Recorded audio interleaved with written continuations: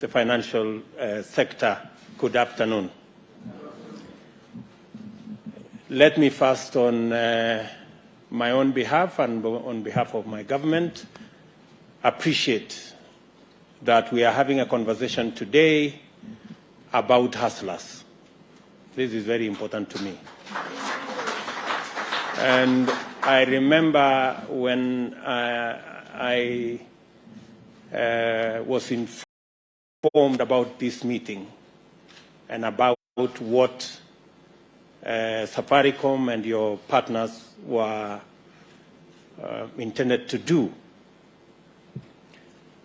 I was actually planning to have a meeting with you.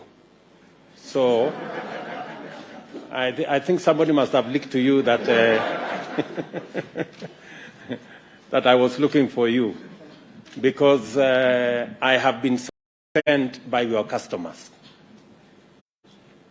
The people who cannot make it to your offices, the people who cannot make it to the negotiating table, have sent me to you, because they want the relationship between you and them to be mutual, and they want a win-win outcome out of the relationship that you have with them.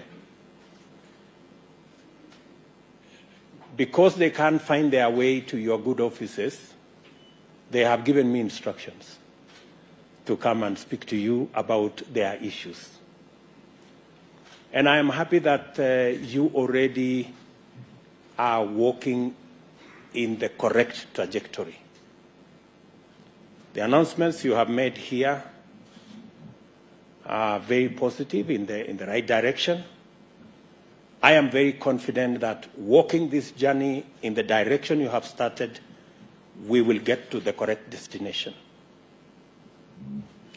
You are aware that in the last several months in the campaign, Fuliza was a very popular word in our campaign. And I'm happy that you are listening.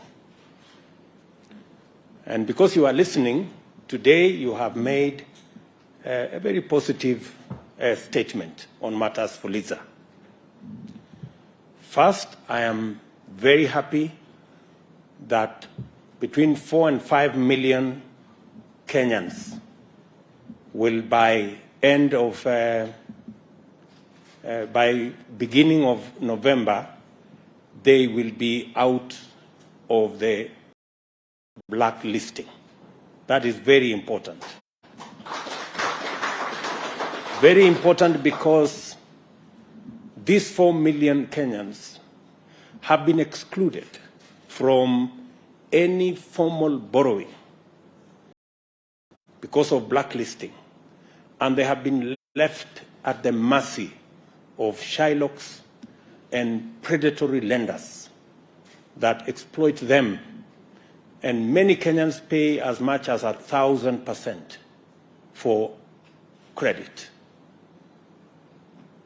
The fact that they will now be out of that space is a very positive development. And I want to commit here that the government of Kenya is not against credit listing or credit bureau facilities. In fact, we support CRBs as a mechanism of instilling financial discipline in our financial sector.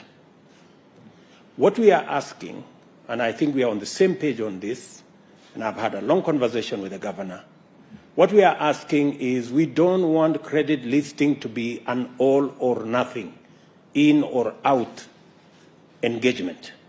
We want credit listing to be a facility that gives everybody a chance to be their best in their own time. Instead of saying you are in or out, we should have a credit scoring mechanism so that we have graduated from the least to the best. And everybody can have a chance, even if you are somewhere at the bottom, you can always walk your way up. as you learn the ropes in the financial sector. So I am happy Governor has told me they are having engagement with the CRBs so that we can change the credit listing mechanism. Instead of blacklisting, we can have a graduated mechanism that allocates rating on every citizen that is borrowing in the manner in which they have borrowed and in the manner in which they have paid back. That happens even for countries when we are borrowing money from IMF, from the World Bank.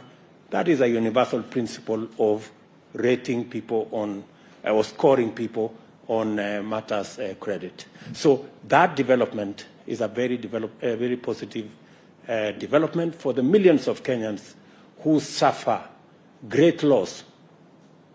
They are excluded from formal borrowing, and they are also excluded from many other things. Some people lose jobs.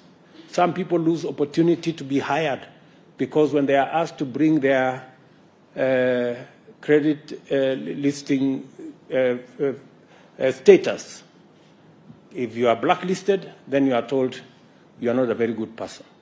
So that will now redeem close to 4 million Kenyans, and I want to say to Safaricom and your partners, you're walking in the right direction. Secondly, we have agreed, and I am happy the CEO of Safaricom has announced here that access to Fuliza, the interest rate will come down by 50%. That is a step in the right direction. And many people will benefit from this step. I am very confident that we can do more and we can do better. And I want to encourage Safaricom and your partners to continuously assess this facility so that progressively we can move towards a much more favorable interest regime that gives majority of Kenyans the opportunity to have flexible arrangements on their financial requirements. I also want to say the following, that Fuliza is addressing a certain category of borrowers on short term. As you have indicated yourselves, there is more traction towards 14 days, 11, 14 days.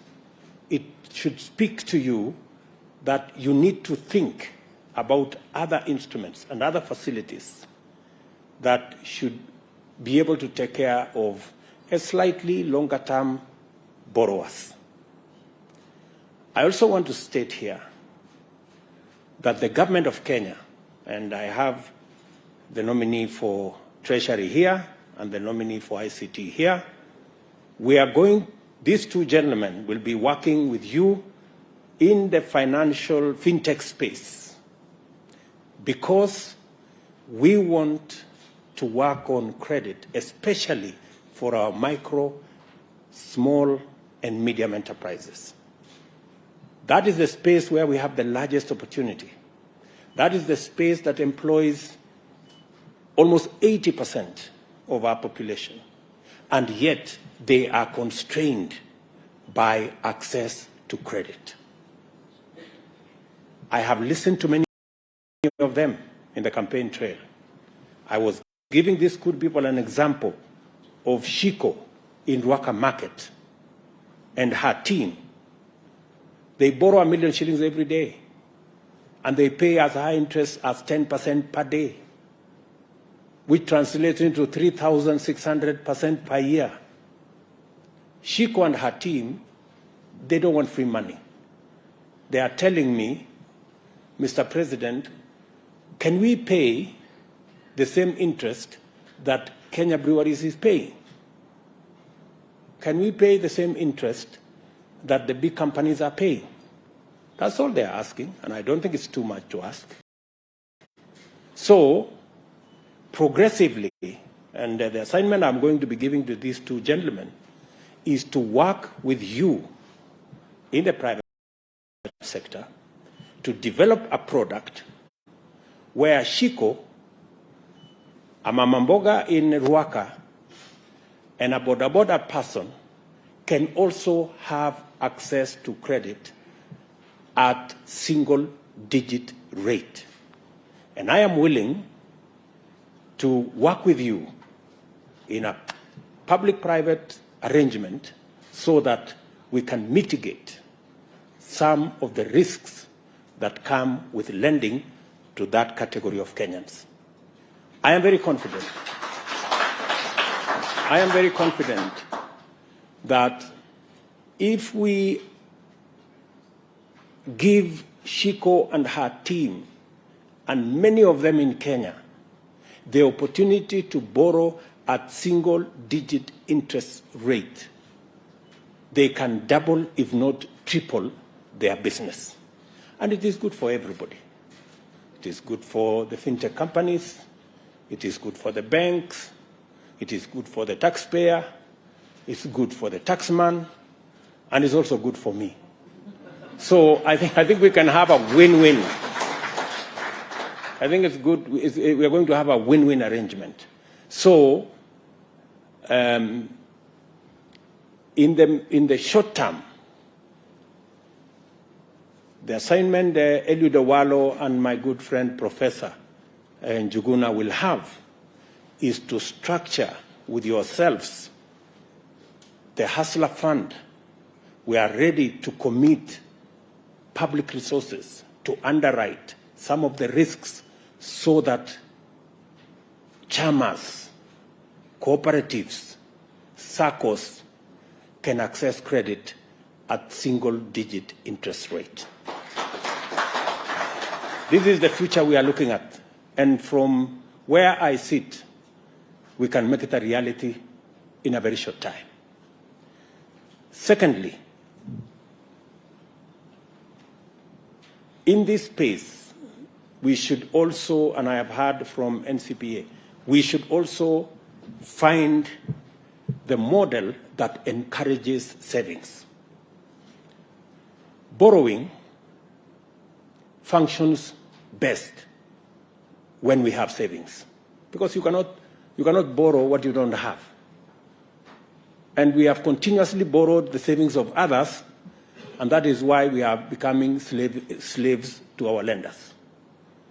It is time every Kenyan, and we are working with other sectors, including NSSF and other financial instruments, to make sure that we take our savings from the current maybe 9, maybe 10% of GDP to 20, 25% of GDP.